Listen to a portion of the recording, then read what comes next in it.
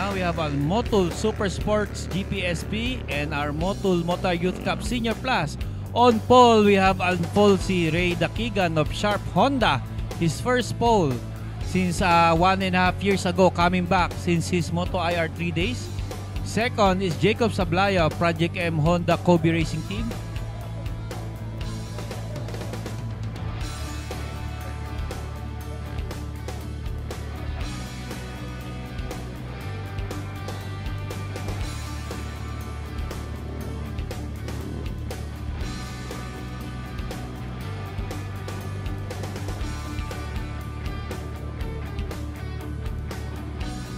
Balinang. Fifth is Joel Letran of CRA Moto Supply, and all sixth is Queenie Claveria, also of CRA Motosec Supply. And then seventh is John Mark Jaladon from FKM Elf Boss Mel team. And then we have Mitchell Ngo of one of the Senior Plus Youth Cup rider, followed by Paralejas. So finally, Mitchell Ngo qualifying ahead of Paralejas in the Senior Cup division. And then 10th is Joshua Sobretodo, the last of the Senior Cup division. And of course, Cheyenne Ban. That's Fritzy Claveria coming back after the crash last March. He's back racing. That's Kevin Balinang. We have a lot of CRA SEC Moto Supply riders in this Super Sport division.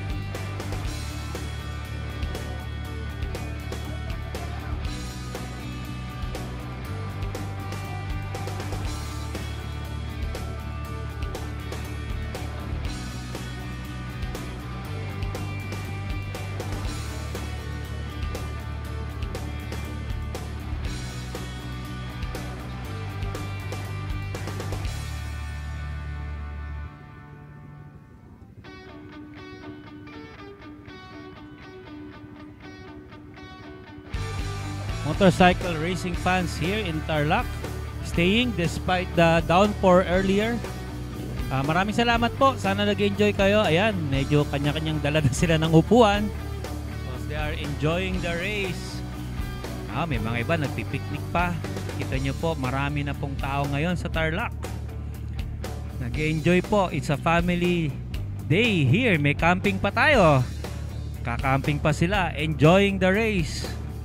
Kaya natutuwa po kami ngayon at marami na po mga taga-Tarlac ang nananangkilik po sa ating motorcycle nationals here sa Tarlac Circuit Hill. Of course, they're anticipating the biggest race of the year. Come December 14 to 16, well, the biggest number of delegates of international riders ever will again descend here at Tarlac Circuit Hill. Bigger and more than last December. Abangan nyo po yan. So again, we are here in the Motul Super Sports 300 class. On pole again, Alfonso Dakigan of Sharp Honda. Beside him is Jacob Sablaya of Project M Honda Racing Kobe.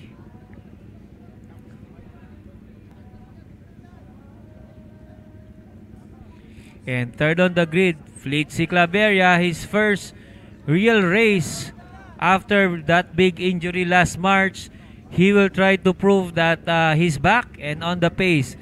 So far so good, qualifying within the top 2 Honda riders. So tingnan po natin if sa race, this is a wet race, so 8 laps lang po tayo ngayon.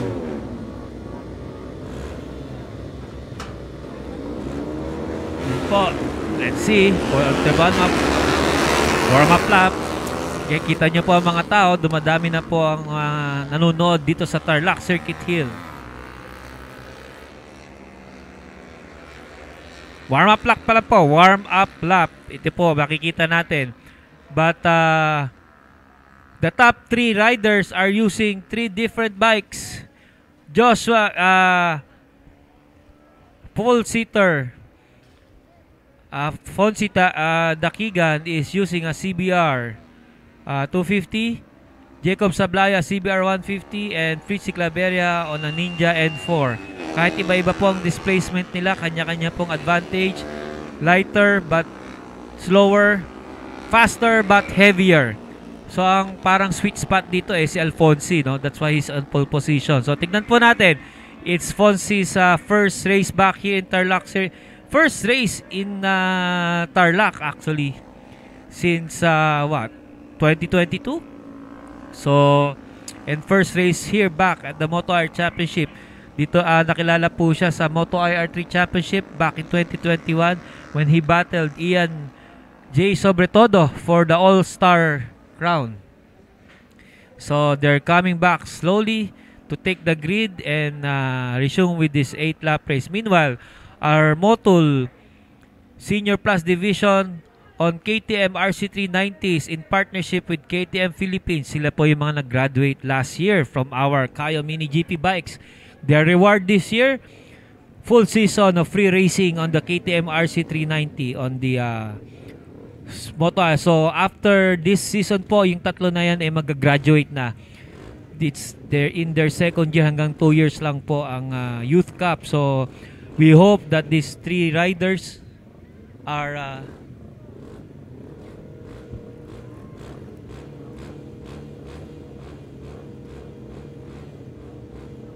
we hope that these 3 riders will give us a good show in their last season in the Motul Moto Youth Cup. So again, Honda riders 1 and 2, followed by Kawasaki, and then a few more KTMs at the back. Here we go.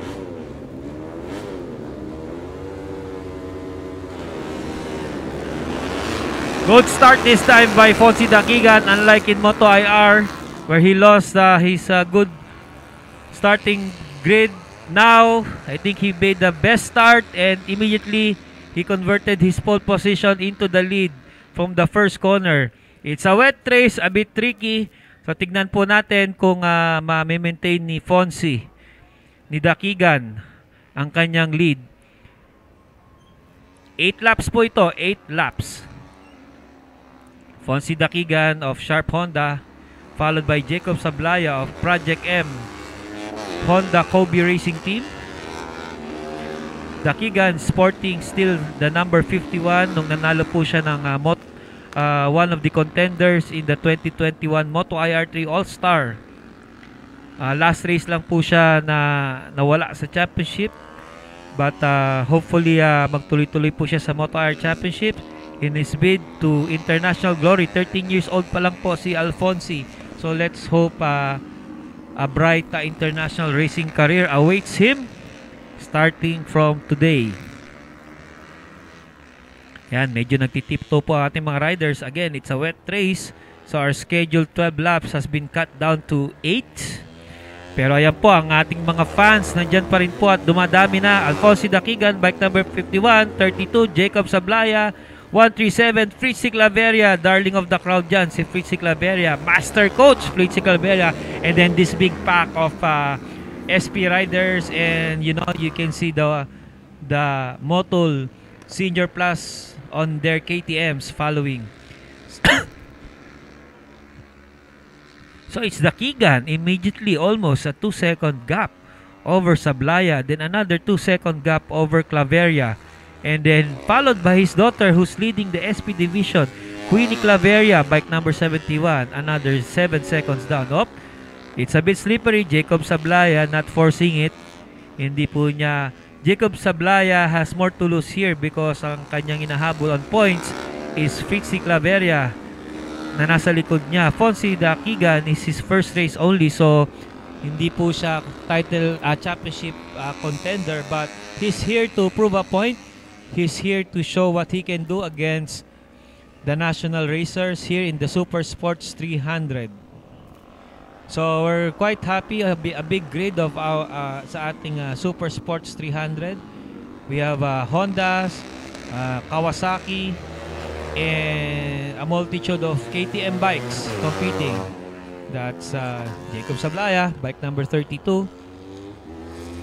So si Fonzie Dakigan po of Sharp Honda again was a winner in Moto IR3. I think the youngest. No, he's now 13 years old. So he won just before he turned 11 years old back way back 2021. So quite an achievement for Fonzie Dakigan. Meanwhile, the CRA squad battling each other in the SP class.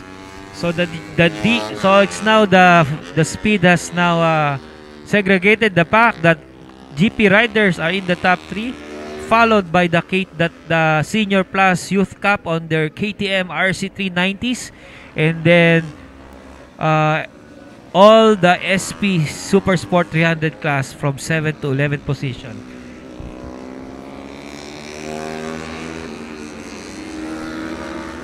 So the Senior Plus division of the Motul Moto Air Youth Cup is in partnership with KTM and Motul, of course, and some of our partners. This is Fritzy Claveria on his N4. Again, careful lang po si Fritzy. He doesn't want to be injured again because this is the start for his full recovery in time for the IRGP in 2 months time here again because siya ang defending champion. Okay, that's Mitchell Ngo leading the Motul Senior Plus division, leading for the first time over Paralejas. So they are using KTM RC390s in partnership with KTM. Maraming salamat po KTM Philippines for providing the bikes and giving an opportunity for these 3 promising young riders a chance to race, no? Singo, Paralejas, and Sobretodo po raced the mini GP last year for free.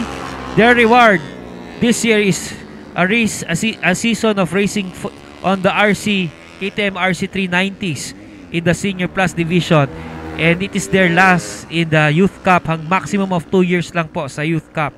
So yun,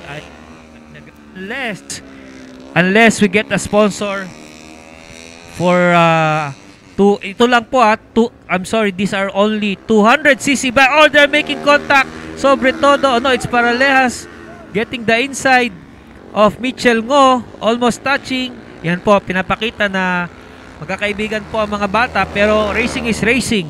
So, close to the limit po. Nakita nyo po, nag-touch po yung dalawang KTM RC200s. Again, I'm mistaken. RC200 lang po ito. Hindi pa po ito RC390. So, I was saying, we are now talking to a few partners. If anybody can provide a full Super Sport 300 bikes naman, so that some of the graduates can move up to that. So, makomplete po namin from Mini GP to Moto IR to Super Sports 300. Deserving riders will be able to race for free. Yan. Meanwhile, back to our leader, Fonzie Dakigan of Sharp Honda. Massive 5-second lead na over Jacob Sablaya. Battle for first of Honda Project M Kobe Racing Team. So again, Dakigan is on a 250 and Sablaya is on a 150. More agile si Sablaya. The N400 again, di pa rin nagtitigil ang laban sa Senior Plus Division. Now it's Paralejas ahead of Mitchell Ngo. So Paralejas, bike number 27, asserting his lead over Mitchell Ngo. So ito po yung rivals last year sa senior ng Youth Cup, and now they are in the Senior Plus division na. So these 2 riders, I think, will have a bright future in racing. Both are below 16 years old. So again, manufacturers, if you are looking for riders to send abroad, no, take a look at these 2 young boys they have been honed and trained well in the Moto IR Youth Cup. But here's your race leader, Fonzie Dakigan of Sharp Honda. Still, but again, yung dalawang Youth Cup natin, naabutan na nila ang third placer GP rider ng Super Sport because of their battle. Maabutan na nila si Fritzy Claveria, who's holding third position in the GP class. Oh, medyo nag-fishtail na si Paralejas. Talagang bakbakan tong dalawa. So even if it's wet, kaya po Youth Cup ito, ang mga bata walang takot. Again, they are racing bikes provided by our partners KTM, supported by Motul. Again, it's Mitchell Ngo trying to get the inside, but nearly having contact again. So again, this is part of their learning. Maganda pinapakita ng mga bata their competitive level. At ito na, inabutan na nila si Fritzy Claveria with 2 laps to go. Paralejas is now at the tail of Fritzy Claveria. Tignan natin, baka you cannot blue flag Fritzy Claveria because Fritzy Claveria is ahead of them. Hindi po lapper si Fritzy Claveria. Oh, Mitchell Ngo always touching the rear wheel of Paralejas. Again, thank you KTM Philippines. Nakita nyo po, ito po, ready to race talaga ang mga bikes na RC200, no? And they're giving these young boys a chance to show their skills here at Tarlac Circuit Hill in front of many fans. Ayan na po, sumusubok na naman si Mitchell Ngo on the outside. Pero si Paralejas nasa inside. Oh! Jacob Sablaya is on the tail of Fonzie Dakigan. Na-miss natin to. How was he able to lose 4-second gap? Medyo na-lose natin to and he's just at the tail. Probably Fonzie made a mistake somewhere dahil exciting ang Senior Plus battle. We missed this one. But with just 1 lap to go, Jacob Sablaya might have an upset.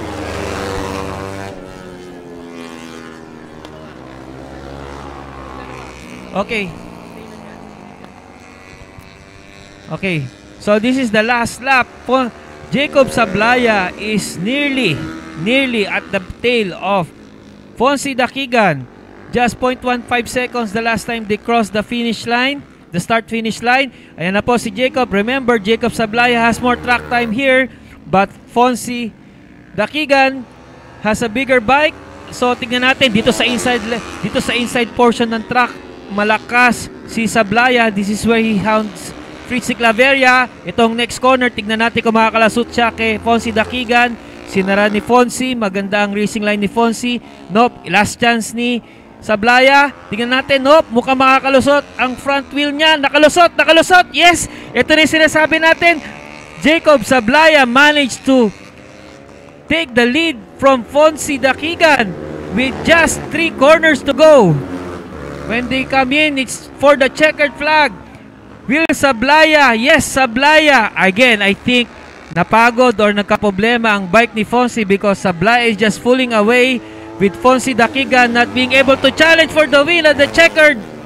There you go, Jacob Sablaya winning the Super Sport 300 class.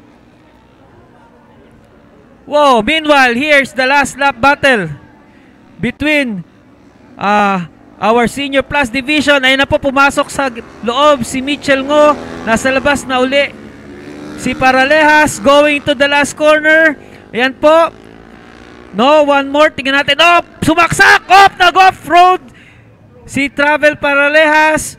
So, oh, nag-slide naman si Mitchell Ngo. Wow. Wala pong traction control to ito. Again. Woo! Up to the last battle. Wow. Mitchell Ngo winning the Moto IR Youth Cup Senior Plus Division over Paralejas as Jacob Sablaya wins the Super Sports 300.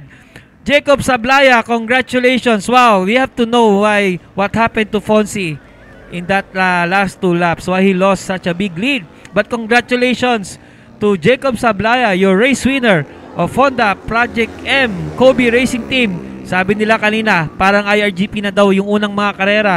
Again, parang IRGP na rin to.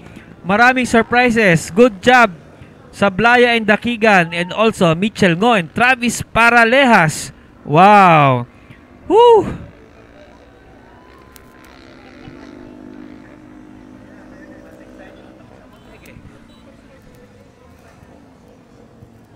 Alright. So, your results, Jacob Sablaya of Honda Project M Racing winning over Alfonso Dakigan of Sharp Honda only by 0.66 of a second.